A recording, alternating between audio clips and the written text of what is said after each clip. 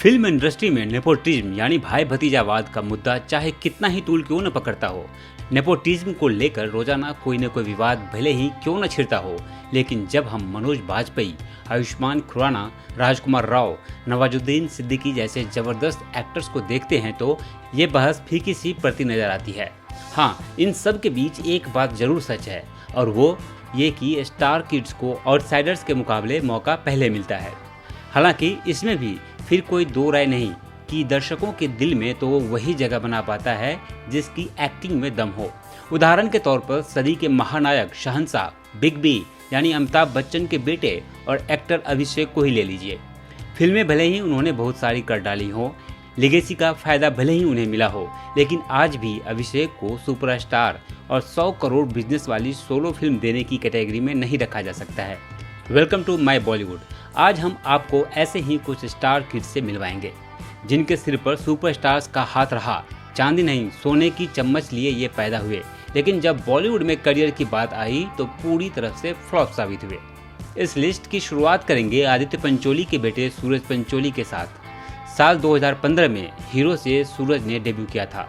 खुद सलमान खान ने सूरज की फिल्म को जमकर प्रमोशन किया था, लेकिन आप ही बताइए कि सूरज की फिल्म या फिर उनका चेहरा क्या आपको जहन में है? अब भी हम उन्हें आदित्य पंचोली के बेटे के नाम से ही जानते हैं या फिर एक्ट्रेस जिया खान सुसाइड मामले में आरोप लगने के बाद से। हाल ही में उनकी एक फिल्म आई थी सैटेलाइट शंकर। फिल्म कब आई और कब गई किसी को नहीं पता। अध्ययन सुमन, सरनेम में सुमन लगते ही आपके दिल में आ गया होगा कि हम किसकी बात कर रहे हैं। शेखर सुमन के बेटे की। इन्हें ऐसे याद रखा जाता है या फिर एक वक्त पर कंगना के बॉयफ्रेंड के तौर पर। चार्मिंग लुक्स होने के कारण अध्ययन के चर्चे तो बहुत हुए, लेकिन फिल्मी करियर जीरो ही रहा। साल 2008 में हाले दिल से डेब्यू करने वाले अध्ययन कंट्रोवर्सीज में ही फंस कर रह गए।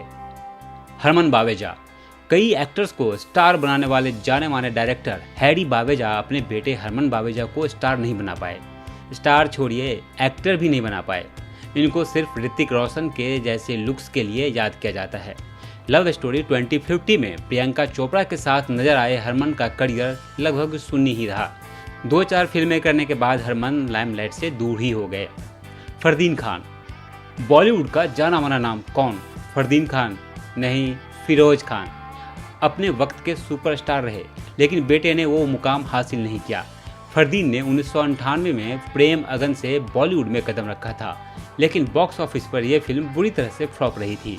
फरदीन ने प्यार तूने क्या किया, जंगली, नो एंट्री जैसी फिल्मों में भी काम किया, लेकिन दर्शकों का दिल नहीं जीत पाए। फिर बीच में इतना वेट पुट ऑन कर लिया कि फिल्में मिलनी ही बंद हो गई।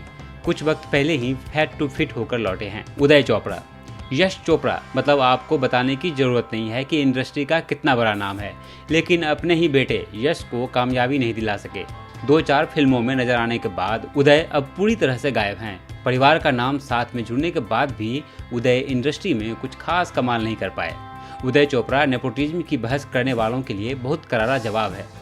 महक्षय चक्रवर्ती, मिमोह कहिए या महक्षय, जानते तो आप शायद ही होंगे। हाँ, लेकिन अगर नाम के आगे चक्रवर्ती जोड़ दें तो अच्छा, अब समझ गए।